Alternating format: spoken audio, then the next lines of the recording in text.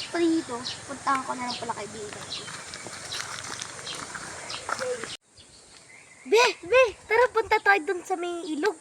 Liligot ako, init eh. Sige, magpaalam ka muna. Ako naman pinapayagan. Magpapaalam pa. Ganon din naman, mapapagalitan na, magsaya na. Tara na! Sige, sige.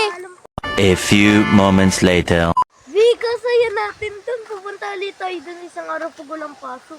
Next week ata yun, wala tayong pasok na, graduating na eh. Tara! Saya doon. Pwede ulit tayo pumunta doon.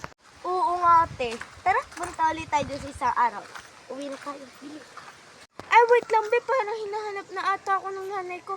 Wait lang, ha. Diyan ka muna. Labi, ako din. Wait lang, diyan ka na din.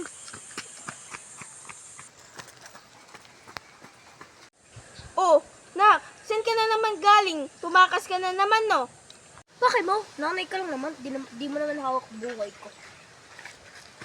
Hindi na talaga yung mapagsabihin. Pangit. Yung namin yan. Hindi ko kayo. Pangit. Te, sumbong nanay. Sumbong nanay.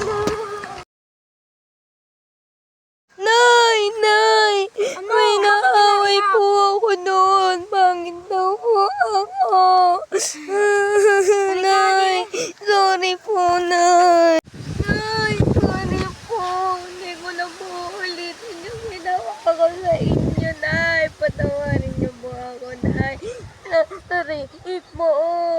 Yung anak, basta wag mo ulit yun ulitin. Lahat naman nagkakamali eh.